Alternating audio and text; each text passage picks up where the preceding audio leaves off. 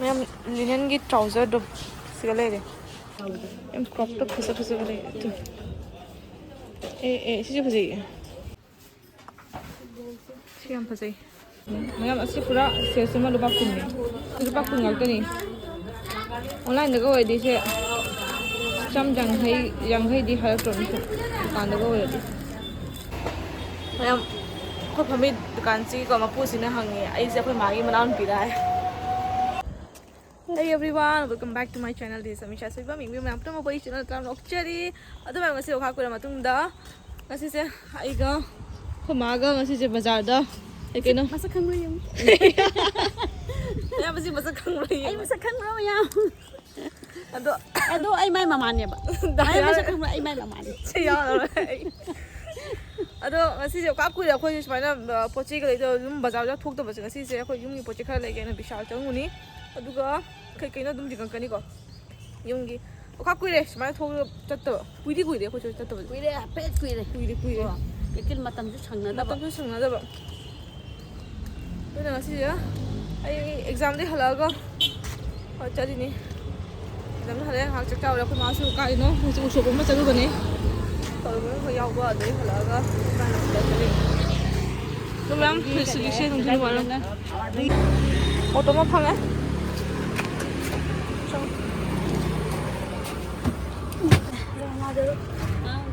hang lu che ko hang de sinang na hang de sini ni ama de tin Chị cũng ngon lắm như thế nào đấy. Giờ hàng ấy này chị tàu cái món này tàu đều. Con cá đi phăng em em. Ai vô rồi coi là cái con. Hơi dầu ray bị sầu trong này. Này em. Con tôi phải kiểu gì phải masuk. Enggak sih kuti seperti yang. Culi pada ini pasal ni ini. Vậy. Đấy dấu buộc như rồi thì đâu có em gì. Ông có cái cái gì? Cái chân thằng nó phải phàm người đâu có đừng. Đi xe đi ngồi đầu. Em crop top fasa vậy. Ê, cái gì? Cùi đi lạc tới với cái nó fasa vậy. Đó là mày. Si pink cái gì? Phải là pink gì? Yellow gì? Đâu có giống nữa. Ma'am linen की trouser दो सिगा ले क्या था यार चटलेट नहीं no सितारे मां ओए दे रंदी दे लियो संदल ले संदल सुनने चाहूं ए माय प्लास्टिक में माय तू चम ना है ताई संदल नहीं मैं संदल कोई से पर्दा ले गला इनी काटन में तो लेता वो कलर के लोग सीगे का मगी नो सीगे ना टका देगी असी मेन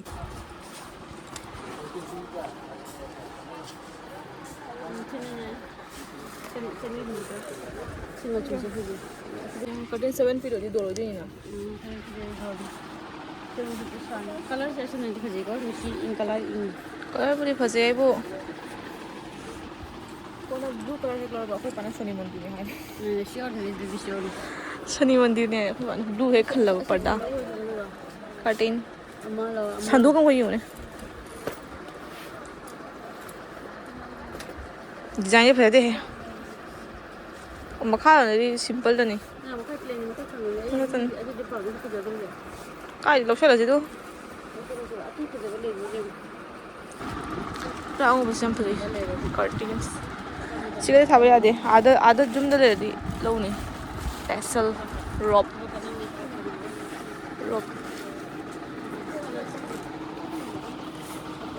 जाय दो ले रोंग पम दे सो सुनसे ले लौशा ले हाँ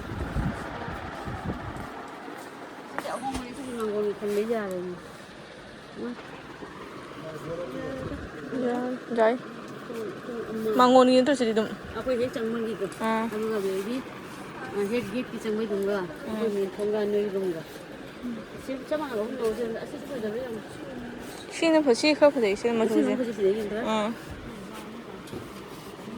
ये सेम मन ले लेंगे ko mama bag se pai la bro ni na ꯂꯧꯔꯁꯤ shi lo ri sang do ron lu shi na ha ja ma na ꯁꯤ ꯑꯍꯨꯝꯒ ꯂꯧꯔꯦꯀꯣ ꯐꯖꯅꯤꯀꯣ shi bu di phasan shi di phasan ama dai di ma chu do ꯃꯥꯒꯤ ꯀꯩꯅꯣꯗꯣ ꯂꯦꯡꯇꯣ ꯀꯌꯥꯅꯣ shi ꯊꯨꯝꯃꯕ ꯌꯦꯡ ma ba ni ye tu ran di chen ꯄꯨꯔꯥ ꯑꯅꯤ ꯈꯜꯂꯣ si brown ꯁꯣꯟꯗꯣ ꯂꯧꯒꯦꯅ ꯇꯧꯕ brown je phajai de ka dum ji pam de ꯑꯗꯨ ꯀꯣꯕꯔ ꯌꯥꯝ ꯈꯤꯇꯪ ꯀꯩꯅꯣ ꯑꯩꯈꯣꯏ ꯐꯃꯨꯡꯁꯤꯗ ꯀꯣꯕꯔ ꯌꯥꯝꯅ ꯄꯥꯟꯕꯗ ꯀꯩꯀꯩ ꯇꯥꯕꯗꯁꯨ ꯂꯩ ꯄꯤꯡꯁꯦ ꯐꯖꯩ ꯅꯍꯥꯟꯃꯨꯛ ꯅꯣꯏ ꯐꯃꯨꯡ ꯊꯥꯕꯗꯣ ꯁꯤ ꯐꯖꯩ daisy color gi do shi na mana de green ꯃꯥꯟꯅꯗꯦꯅꯦ shi daisy draw to ꯃꯥꯟꯅꯗ꯭ꯔꯁꯨ ꯑꯗꯨꯝ ꯂꯧꯔꯦ makha le du shi shi ꯑꯗꯨ ꯃꯥꯟꯅꯗꯦ ꯁꯦ design do cham tam cotton gi ꯃꯥꯟꯅꯗꯦ ꯄꯤꯛꯇ꯭ꯔꯣ ꯁꯥꯏꯖꯁꯦ pi oi yan ꯀꯌꯥꯅꯣ ꯌꯦꯡꯉꯣ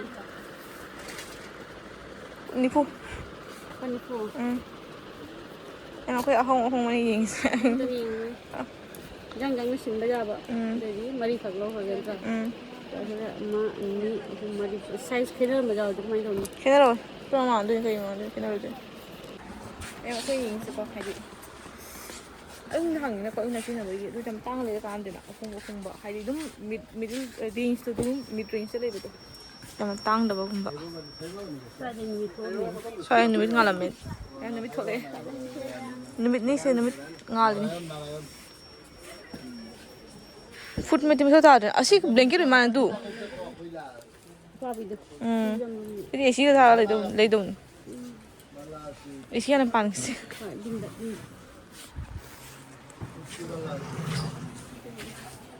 Sendal je ujula.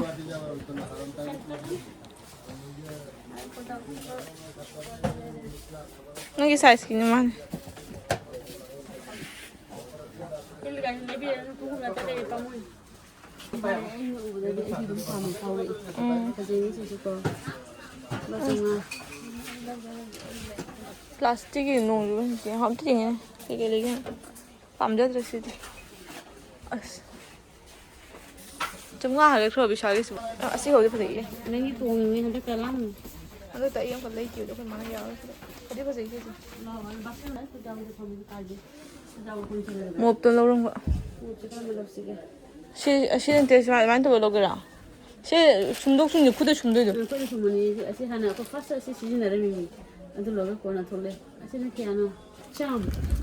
29. So charm. 169 này kìa, tôi nó tiệt thiệt đấy, chân đi. chân tao mà có chứ bỏ. Cái chân đi đâu thì đâu được vậy, chân được một tập bộ. cái này, trong cũng trăm nhịp phụ. Chỉ là thầm mình đâu còn mua tôi nó cái đó này. Mua những cái là có gì nữa.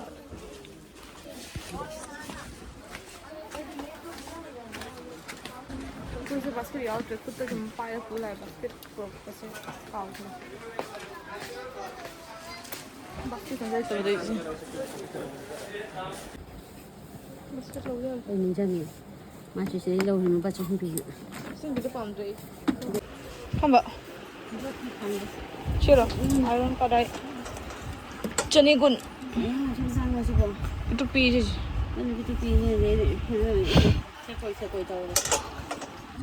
Wow, đây bộ. Đây chân là Nó tập hiện từ tháng này năm đá gì cả. Anh có cậu đi lấy chỗ làm gì không? đây lấy tiền. Mấy tàu thì pin nó chảo đấy, bậy tu ở đây.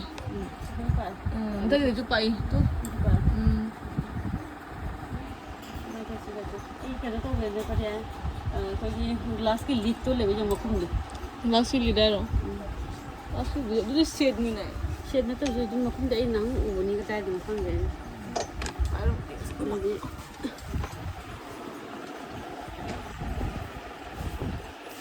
Cặp lịch chứ mà. Không đi. Ô, cô này nè. Em phải ra rồi. Chị em phải gì? Aku sih bolong, adik kira tu nama transparent ki bolong cuma tu benda. Transparent macam kali ben. Kaida. ꯁꯥꯏꯗ ꯒ꯭ꯂꯥꯁꯀꯤ ꯁꯣꯝꯗ ꯁꯥꯏꯗꯇ ꯂꯩꯕꯅꯦ. ꯑꯗꯣꯝꯒ ꯂꯧꯅꯕ ꯑꯩꯁꯨ ꯃꯕꯨꯛꯄꯨꯗꯤ ꯄꯥꯏꯖꯔꯦ.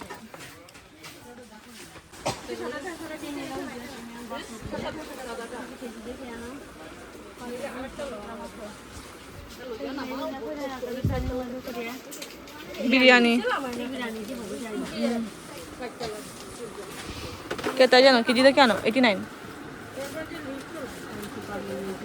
₹2 विशाल price 89 computer 91 है विशाल 89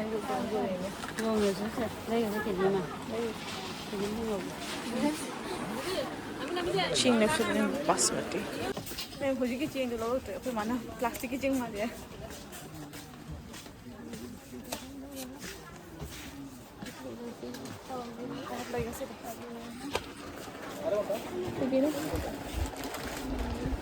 India के क्यों चावल और change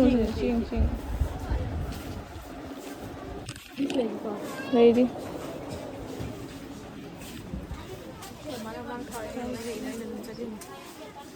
không đâu chị cái biscuit gì 우대 이제 그반 베데니 아 짐잠 전에 매 허지 펑더니 한 루파 망아 와 피네 파면 패켓 싱글 패켓 아시 무슨 거리라 자 다야노 बटाना purple नींदर Ammani चाम चाम चाम नहीं सनीदा मफी मफीबा चोको पास स्ट्रॉबेरी का कोई लोग हैं तनी ने तो मतलब बटाना आगे तो मतलब मोटे नहीं तब साला मैं मस्ती सोए इसी का तो जम पड़े पेस्टल कलर नहीं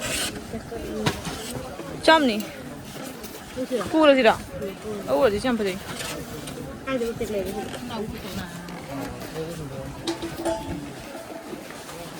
काय बरा काय दे मिसल ये बंद पड़े हम लोग एक कप से लेंगे मतलब जम पड़े पेस्टल कलर नहीं पोचे ये जाम दे दी हाँ हज़ू के मतलब जम पड़े आई से अखोल पोचे नहीं कर ले पोचे ये अब यार ये पोचे नहीं का हाइबी रमने इंटर सिला डेली चुप डेली वर्गी ना जाए जब चल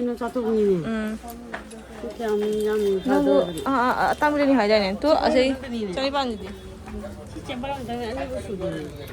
ना कुली मार बजे पाम ना आधे जे कुली मार बता हूँ कब फजारी भाई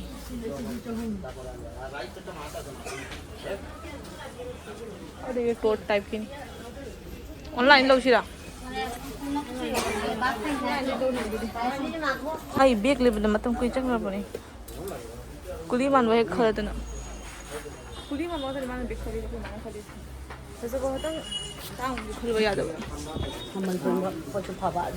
हाँ यार चलो मैं हम कोई पोचे ले रहे तो ले जिससे तो जिससे को तो इसे शिलोंग को लीडर तो नहीं कारपेट ले बका बुका कहीं ना से नाकन दुकान चिकागी सिगा क्लिप जन्म दुकान को लिए याम अहोंग ममलदा फंग क्लिप ये उसी में मैम तो सही सेंट्रो मतलब माने ने आधे दिन नंग जगह में जो आधे दिन रो एनी ये दिन लुबाकुन चले इब्राहिम लुबाकुन जब सही फॉर जावा क्लिप का सिर्फ लुबाकुन तन कौन कौन आता है मैम सिगा मुझे इब्राहिम लुबाकुन है आए उसे पे जानी मैम अस्सी पूरा सेल में लुबाकुन है अंजे कुछ ओ अरे बने लुबाकुन है बने सिगा फेस रेजर आईब्रो रेजर मले हाय ए क्लिप मचा मचा से लुबाकुन ngakta ni online da gawai dai sai cham janghai di halatron kan da gawai dai clip मचा मचा से हाय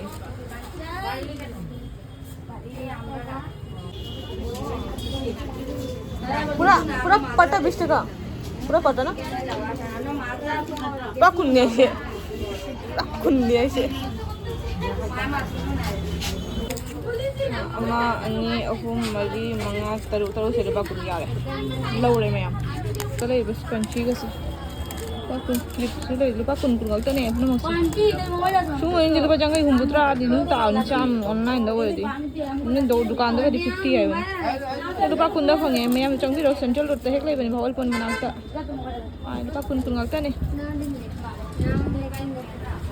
kan juga 5 ya hukum lawan nanti Actually, lupa kun ni memang judio dah kau boleh di situ 80 di high dom sure Ya, kesabaran aja kesabaran ya ini tuh dia. Nah, asli lupa kun ni ini yang belum dah tanggal ini kok plastik boleh yang belum dah tanggal paling wani plastik शादी थोड़ी जिससे चार ले बस सकता नहीं मम में पूरा लांग है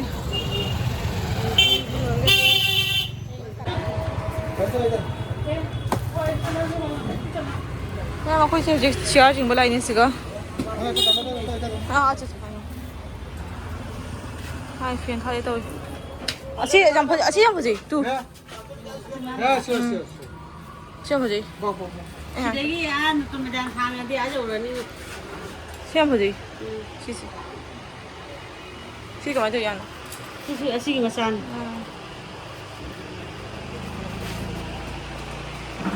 Mai study table di mana ni? Sisi yang paham ini dia. Siapa yang kerja bukan anda? Jadi ni jatuh. Jatuh kan? Dia betul betul. Amma dah berang yang pasti. Si kayak gue yang kong deh. Nama sih macam apa? Di mana uden gitu, bersih kok. Atraktif apa tu? Asik yang ada. Triple ada mana? Ini double nak boleh tahu. Aku double layer le bini sih. Aku palam me.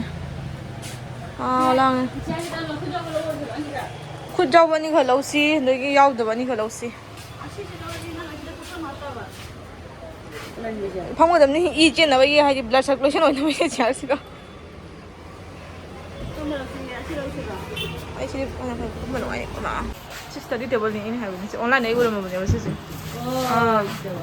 Si kau jadi? Ay, hari dah sih. Amma table ni sentang dulu sih. Wasna ses. Oh, kayak itu. Si kau jadi mana? Foto ya? Study table ni. Ya, 4,000. Hajar aja. Oi. Si mga sanipan. Pra IKEA teman tahu le. Tadi sih. Macam kau pamit dukaan sih kau mampu sini hangi. Ayi siapa yang magi mana pun pilih. Masa nupi mana dia? Asyik dia magi mana tu? Tunggu. Kau kau tu. Tidak. Aku chair se pure. Dia sudah ada mitra. Dia sudah Ada ada. masih dia sudah. Ini tu kuno ni. Kalau ni tu jangan cina nak buat. Kau ya, abis tak ada tu mana tak. Yang aku chair ni selalu deh. Ada jum halan ni.